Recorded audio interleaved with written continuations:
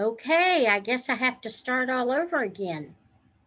That was odd. Okay, so we're doing Coles, chapters 25 through 29.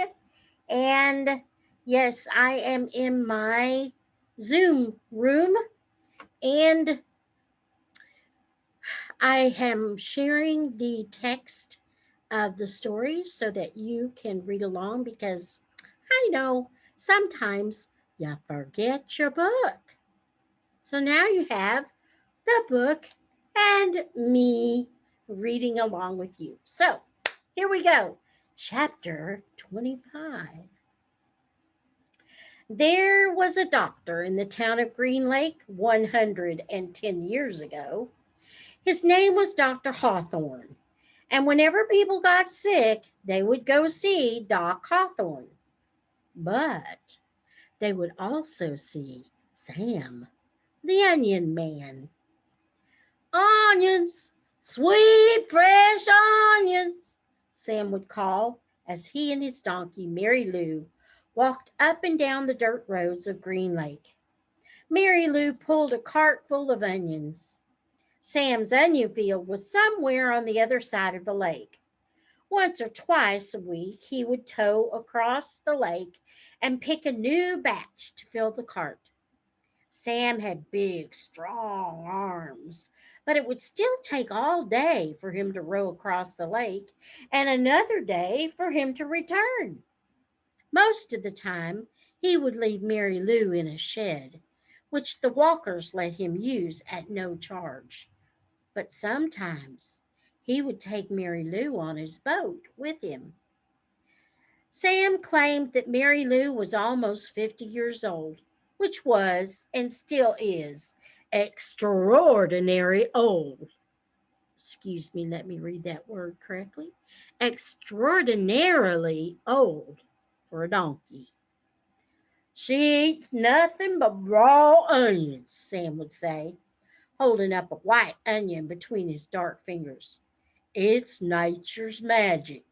If a person ate nothing but raw onions, he could live to be 200 years old. Sam was not much older than 20, so nobody was quite sure that Mary Lou was really as old as he said she was. How would he know? Still, nobody ever argued with Sam, and whenever they would sick, they would go not only to Doc Hawthorne, but to Sam. Sam always gave the same advice. Eat plenty of onions. He said that onions were good for the digestion, the liver, the stomach, the lungs, the heart, and the brain. If you don't believe me, just look at old Mary Lou here.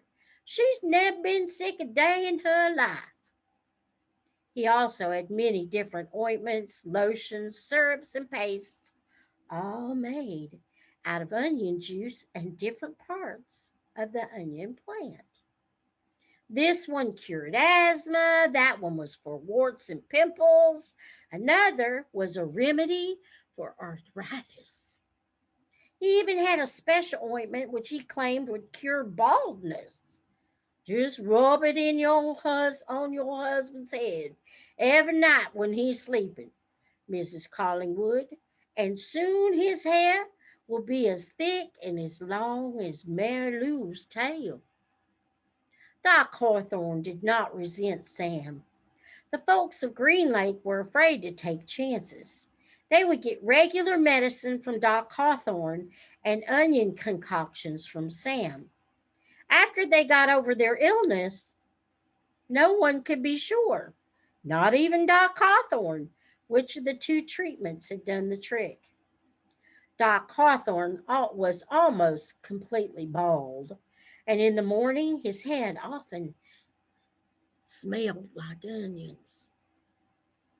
Whenever Katherine Barlow bought onions, she always bought an extra one or two and would let Mary Lou eat them out of her hand.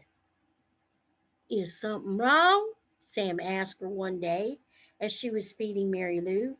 You seem distracted." "Oh, just the weather," said Miss Catherine. "It looks like rain clouds moving in." "Me and Mary Lou, we like the rain," said Sam. "Oh, I like it fine," said Miss Catherine, as she rubbed the donkey's rough hair on the top of its head. "It's just that the roof leaks in the schoolhouse." "I can fix that," said Sam. "What are you going to do?" Catherine joked. "Fill the holes with onion paste?" Sam laughed.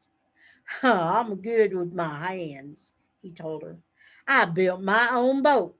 If it leaked, I'd be in big trouble." Catherine couldn't help but notice his strong, firm hands. They made a deal. He agreed to fix the leaky roof in exchange for 6 jars of spiced peaches.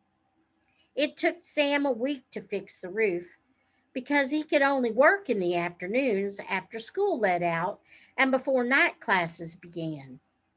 Sam wasn't allowed to attend classes because he was a Negro. Sorry about the N word, but they let him fix the building. Miss Catherine usually stayed in the schoolhouse grading papers and such, while Sam worked on the roof. She enjoyed what little conversation they were able to have, shouting up and down to each other. She was surprised by his interest in poetry. When he took a break, she would sometimes read a poem to him.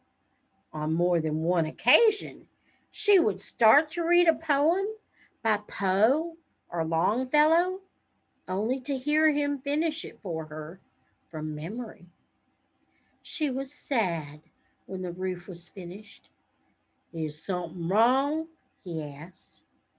"No, you did a wonderful job," she said. "It's just that the windows won't open. The children and I would enjoy a breeze now and then." "I can fix that," said Sam. She gave him 2 more jars of peaches, and Sam fixed the windows. It was easier to talk to him when he was working on the windows. He told her about his secret onion field on the other side of the lake, where the onions grow all year round and the water runs uphill. When the windows were fixed, she complained that her desk wobbled. "I can fix that," said Sam. The next time she saw him, she mentioned that the door doesn't hang straight, and she got to spend another afternoon with him while he fixed the door. By the end of the first semester, Onion Sam had turned the old run-down schoolhouse into a well-crafted, freshly painted jewel of a building that the whole town was proud of. People passing by would stop and admire it. "That's our schoolhouse. It shows how much we value education here in Green Lake." The only person who wasn't happy with it was Miss Catherine. She'd run out of things needing to be fixed. She sat at her desk one afternoon, listening to the pitter patter of the rain on the roof. No water leaked into the classroom, except for the few drops that came from her eyes. "Onions! Hot, sweet onions!" Sam called out to the street. She ran to him. She wanted to throw her arms around him, but couldn't bring herself to do it. Instead, she hugged Mary Lou's neck. "Is something wrong?" he asked her. "Oh, Sam," she said, "my heart is breaking." "I can fix that," said Sam. She turned to him. He took hold of both her hands and kissed her. Because of the rain, there was nobody else out on the street. Even if there was, Catherine and Sam wouldn't have noticed. They were lost in their own world. At that moment, however, Hattie Parker, stepped out of the general store. They didn't see her, but she saw them. She pointed her quivering finger in their direction and whispered, God will punish you. Chapter 26. There were no telephones, but word spread quickly through the small town. By the end of the day, everyone in Green Lake had heard that the school teacher had kissed the onion picker. Not one child showed up for school the next morning. Miss Katherine sat alone in the classroom and wondered if she had lost track of the day of the week. Perhaps it was Saturday. It wouldn't have surprised her. Her brain and heart had been spinning ever since Sam kissed her. She heard a noise outside the door. Then suddenly a mob of men and women came storming into the school building. They were led by Trout Walker. There she is, Trout shouted. The devil woman. The mob was turning over desks and ripping down bulletin boards. She's been poisoning your children's brains with books, Trout declared. They began piling all the books in the center of the room.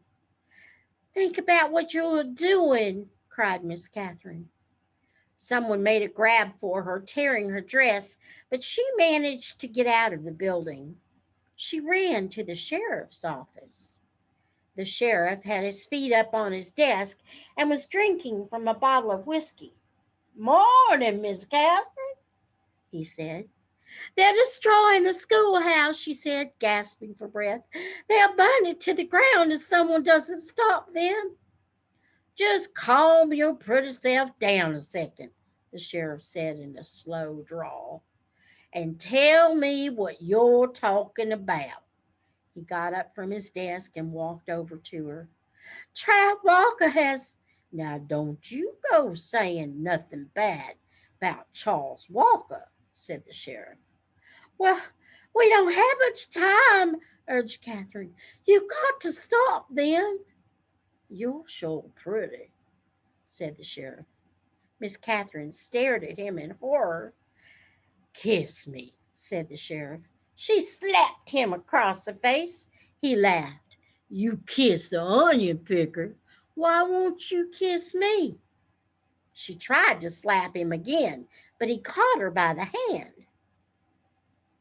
She tried to wriggle free. You're drunk, she yelled. I always get drunk before hanging. A hanging? Who? It's against the law for a Negro to kiss a white woman. Again, apologize for the N word. Well, then, you'll have to hang me too, said Katherine. Besides, because I kissed him back. It ain't against the law for you to kiss him, the sheriff explained, just for him to kiss you.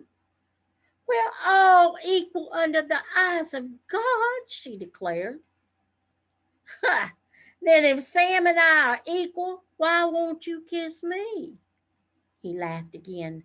I'll make you a deal. One sweet kiss and I won't hang your boyfriend. I'll just run him out of town. Miss Katherine jerked her hand free. As she hurried to the door, she heard the sheriff say, The law will punish Sam. God will punish you. She stepped back into the street and saw smoke rising from the schoolhouse. She ran down to the lakefront where Sam was hitching Mary Lou to the onion cart. Thank God I found you, she sighed, hugging him. We've got to get you out of here now. What? Someone must have been seen us kissing yesterday, she said. They set fire to the schoolhouse. The sheriff said he's going to hang you. Sam hesitated for a moment, as if he couldn't quite believe it. He didn't want to believe it. Come on, Mary Lou. We have to leave Mary Lou behind, said Katherine. Sam stared at her a moment. There were tears in his eyes. Okay. Sam's boat was in the water, tied to a tree by a long rope. He untied it, and they waded through the water and climbed aboard. His powerful arms rowed them away from the shore, but his powerful arms were no match for Trout Walker's motorized boat. They were little more than halfway across the lake when Miss Catherine heard the loud roar of the engine. Then she saw the ugly black smoke. These are the facts. The Walker boat smashed into Sam's boat. Sam was shot and killed in the water. Katherine Barlow was rescued against her wishes. When they returned to the shore, she saw Mary Lou's body lying on the ground.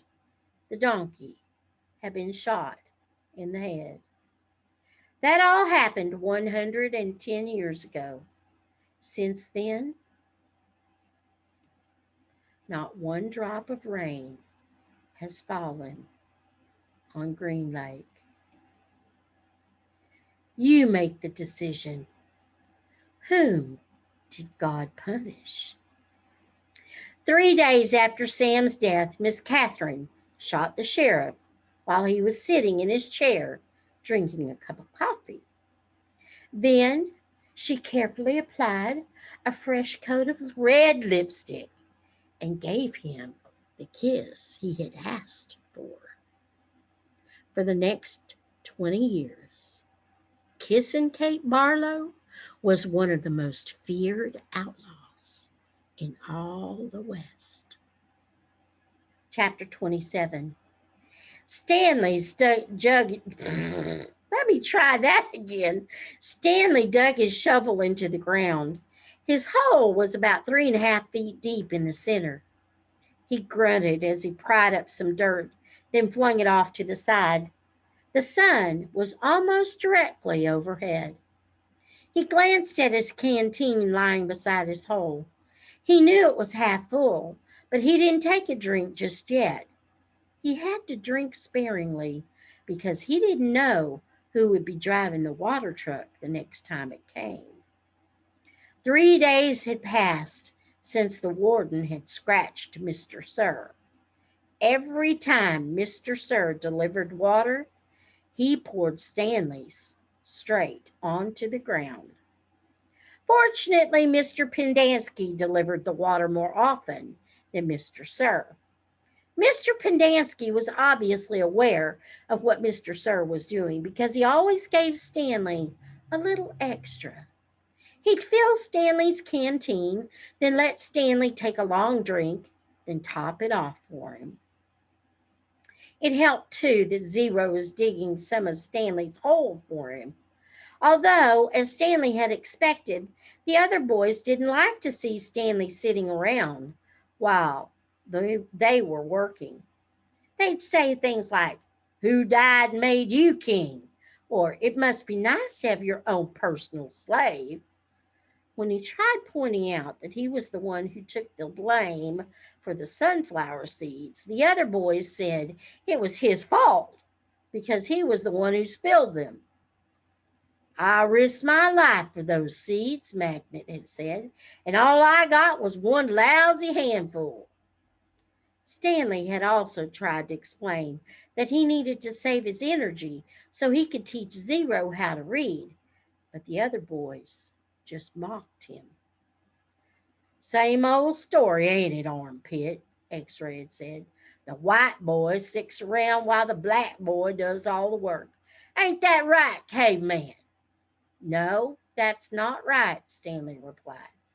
"No, it ain't," X-Ray agreed. "It ain't right at all." Stanley dug out another shovelful of dirt. He knew X-Ray wouldn't have been talking like that if he was the one teaching Zero to read. Then X-Ray would be talking about how important it was that he got his rest, right? So he could be a better teacher, right? And that was true. He did need to save his strength so he could be a better teacher. Although Zero was a quick learner. Sometimes, in fact, Stanley hoped the warden was watching them with her secret cameras and microphones, so she'd know that Zero wasn't as stupid as everyone thought. From across the lake, he could see the approaching dust cloud. He took a drink from his canteen, then waited to see who was driving the truck. The swelling on Mr. Sir's face had gone down, but it was still a little puffy.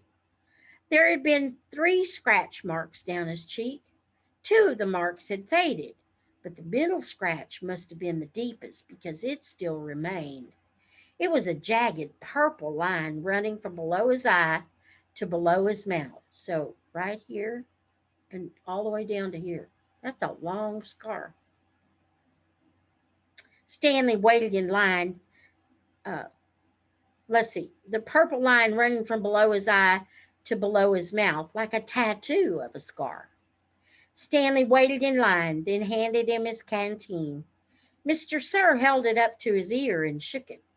He smiled as the swishing sound, at the swishing sound. Stanley hoped he wouldn't dump it out.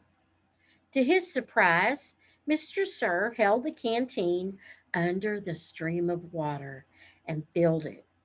"Wait here," he said.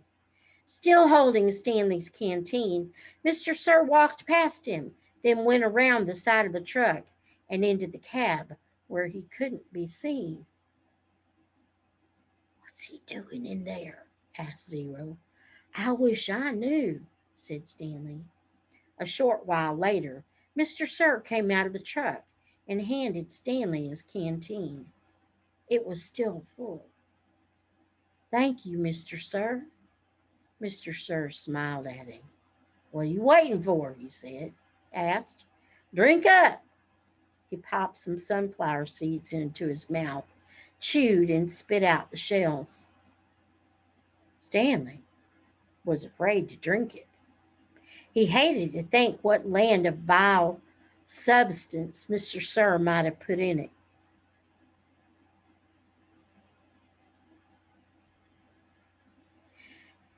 He brought the canteen back to his hole. For a long time, he left it beside his hole as he continued to dig.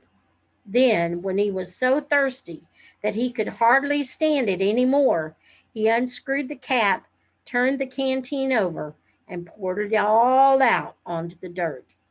He was afraid that if he'd waited another second, he might have taken a drink. After Stanley taught Zero the final 6 letters of the alphabet, he taught him to write his name. Capital Z-E-R-O. Zero wrote the letters as Stanley said them. "Zero," he said, looking at his piece of paper. His smile was too big for his face. Stanley watched him write it over and over again. 0, 0, 0, 0, 0, 0, 0. In a way, it made him sad. He couldn't help but think that 100 times 0 was still nothing. "You know that's not my real name," Zero said as they headed to the rec room for dinner. "Well, yeah," Stanley said. "I guess I knew that."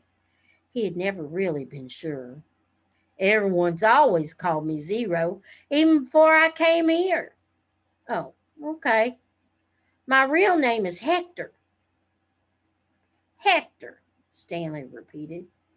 "Hector Zeroni." See Zero right there? Hector Zeroni. Chapter 28. After 20 years, Kate Barlow returned to Green Lake. It was a place where nobody would ever find her. A ghost town on a ghost lake. The peach trees had all died, but there were a couple of small oak trees still growing by an old, abandoned cabin. The cabin used to be on the eastern shore of the lake.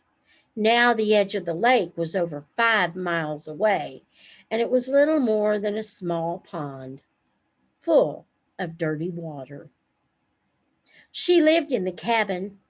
Sometimes she could hear Sam's voice echoing across the emptiness. "Onions! Sweet, fresh onions. She knew she was crazy. She knew she'd been crazy for the last 20 years. Oh, Sam, she would say, speaking into the vast emptiness. I know it is hot, but I feel so very cold. My hands are cold. My feet are cold. My face is cold. My heart is cold. And sometimes she would hear him say, I can fix that. And she'd feel his warm arm across her shoulders.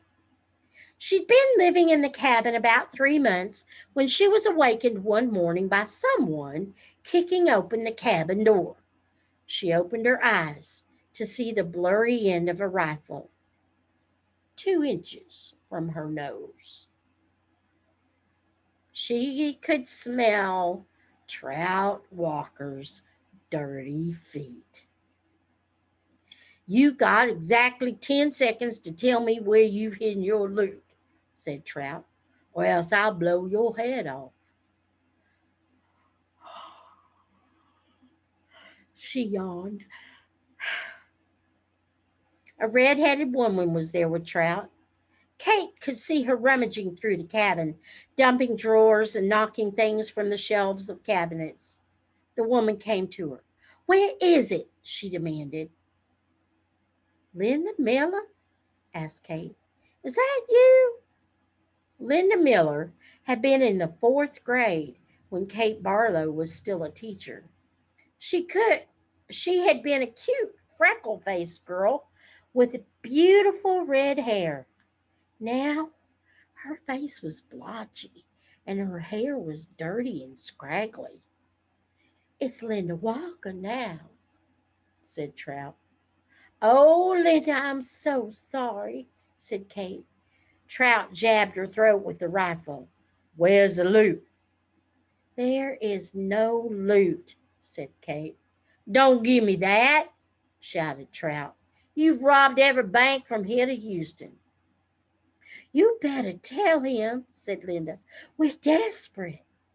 You married him for his money, didn't you? Asked Kate. Linda nodded. But it's all gone.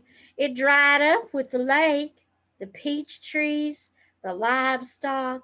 I kept thinking it has to rain soon. The drought can't last forever, but it just keeps getting hotter and hotter and hotter.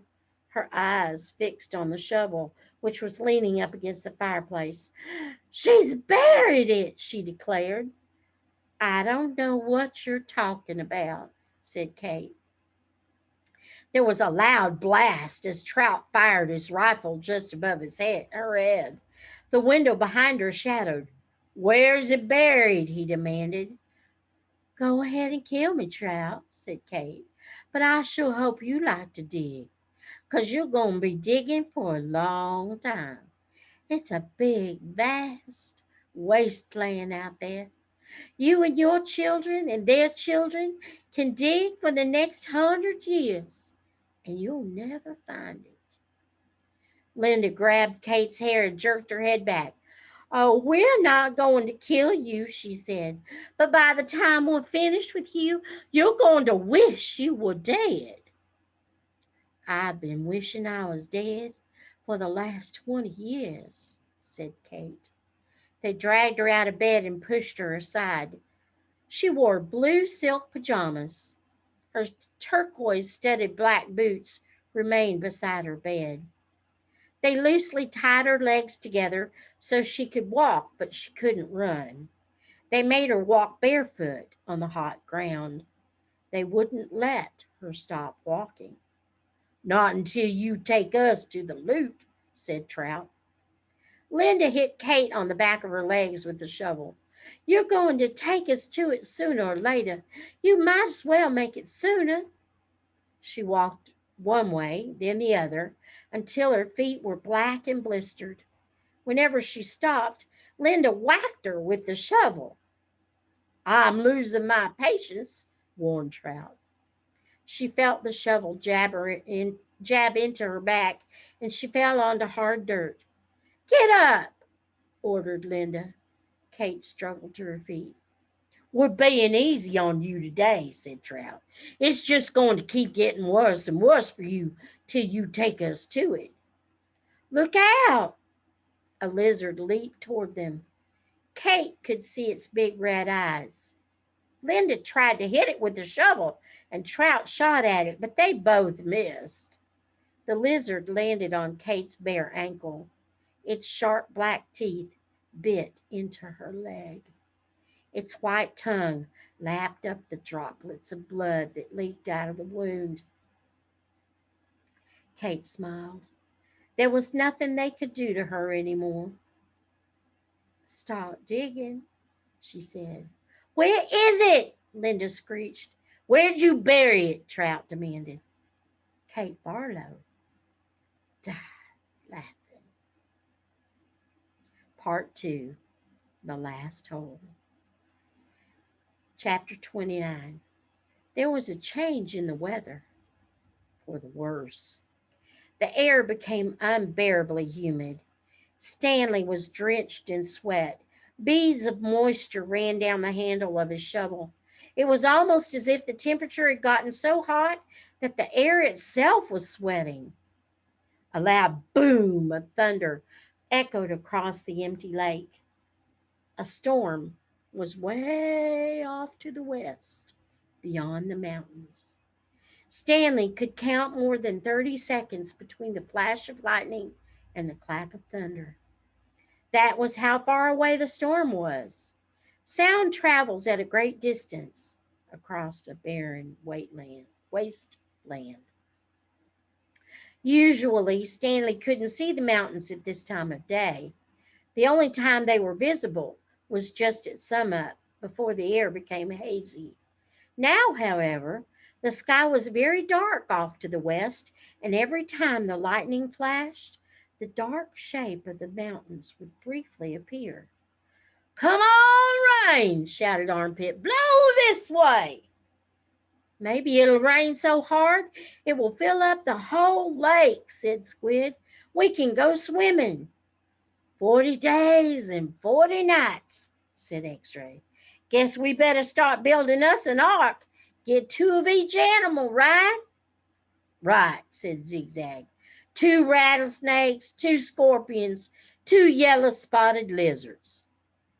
The humidity, or maybe the electricity in the air, had made Zigzag's head even more wild-looking. His frizzy blonde hair stuck almost straight out. The horizon lit up with a huge web of lightning. In that split second, Stanley thought he saw an unusual rock formation on top of one of the mountain peaks. The peak looked to him exactly like a giant fist with the thumb sticking straight up. Then it was gone, and Stanley wasn't sure whether he'd seen it or not.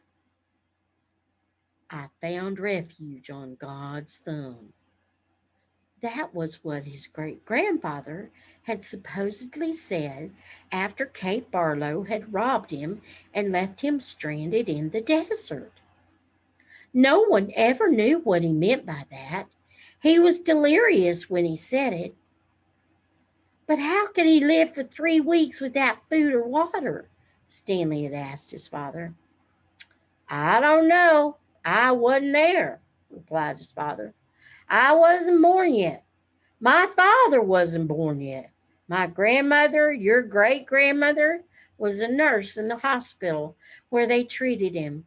He'd always talked about how she dabbed his forehead with a cool, wet cloth.